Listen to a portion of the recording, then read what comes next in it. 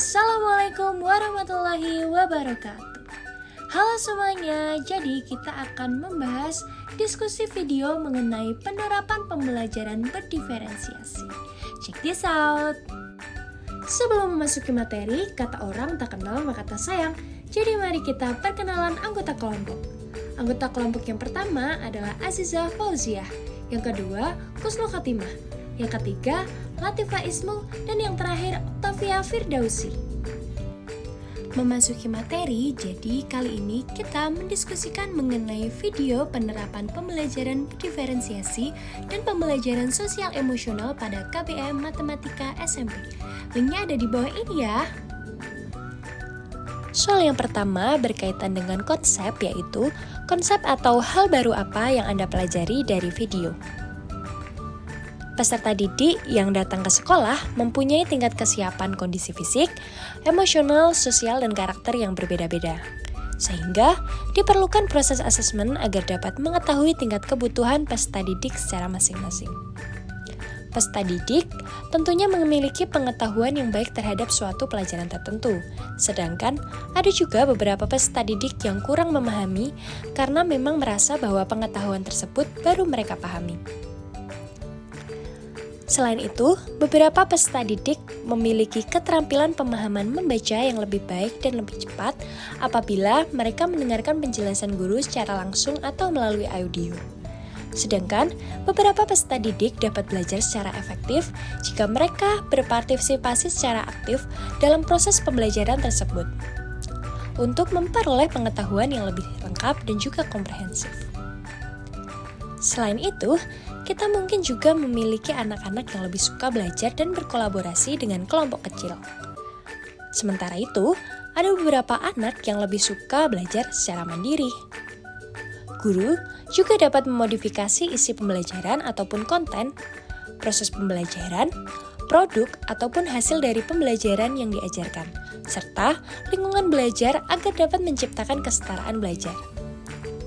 Peranan konsep dalam pembelajaran diferensiasi ini memberikan orientasi kepada keputusan-keputusan yang berkaitan dengan kebutuhan pribadi peserta didik. Kurikulum yang memberikan tujuan pembelajaran yang jelas terhadap kebutuhan hidupnya, pengaplikasian konsep pembelajaran ini mempunyai konsep yang formatif yang lebih mencapai tujuan belajar yang ditetapkan. Soal nomor 2. Hal-hal apa yang Anda temukan dalam video yang berkaitan dengan pembelajaran berdiferensiasi? Yang pertama, guru memahami bahwa setiap siswa memiliki minat, gaya, dan kesiapan belajar yang berbeda-beda.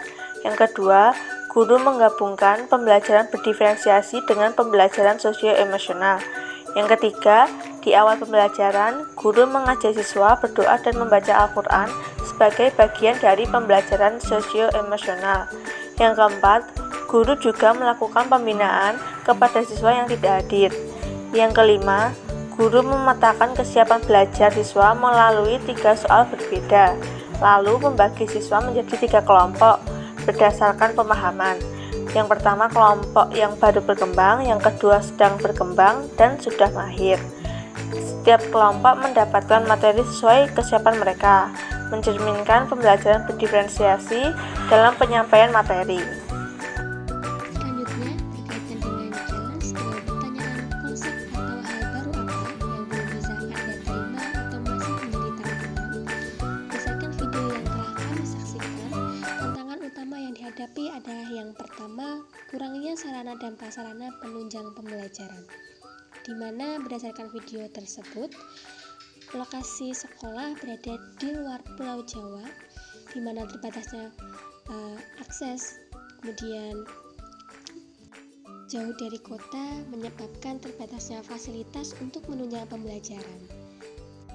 Kemudian tantangan yang kedua adalah bagaimana cara untuk menyesuaikan strategi pembelajaran, metode pembelajaran dengan perkembangan teknologi yang ada yang semakin pesat ini untuk mampu menunjang kemampuan siswa yang makin beragam. Sehingga dari tantangan-tantangan yang ada perlu upaya atau cara untuk mengatasinya. Cara yang pertama adalah menggunakan desain pembelajaran kedepannya harus lebih inovatif dengan memanfaatkan perkembangan teknologi yang makin pesat, yang makin maju untuk meningkatkan kualitas dan keberagaman dari pengalaman belajar peserta didik. Kemudian yang kedua, pengembangan kurikulum yang adaptif terhadap teknologi terbaru dan teknologi yang maju ini, dan penyediaan alat serta fasilitas yang memadai adalah langkah yang penting dan langkah utama untuk meningkatkan efektivitas dari proses pembelajaran. Kemudian yang ketiga, sebagai pendidik juga harus meningkatkan kompetensi, kemudian meningkatkan keterampilan agar dapat menyesuaikan dengan era perkembangan saat ini.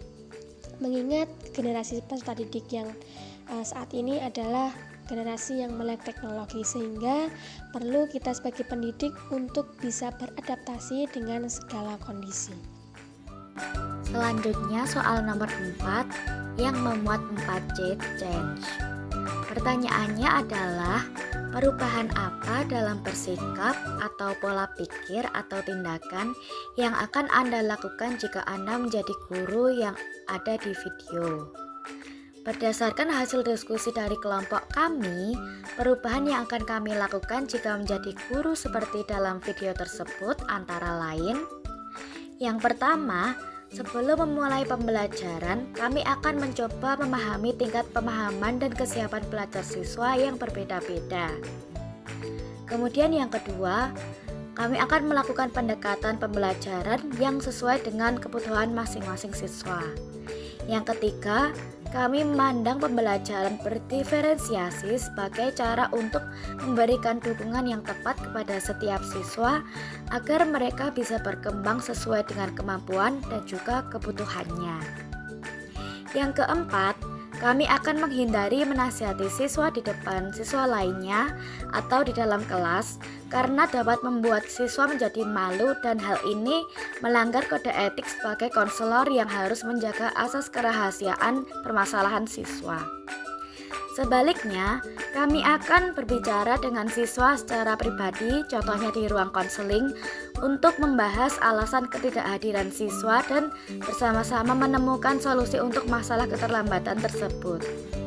Hal ini dapat membantu siswa merasa lebih dihargai dan agar asas kerahasiaan bisa terpenuhi. Kemudian yang kelima, kami akan lebih sering memberikan apresiasi terhadap siswa yang berhasil menjawab soal, berani bertanya, berani menjawab, dan siswa yang mampu mengikuti pembelajaran dengan baik serta mampu bekerja secara berkelompok agar motivasi belajar mereka lebih meningkat.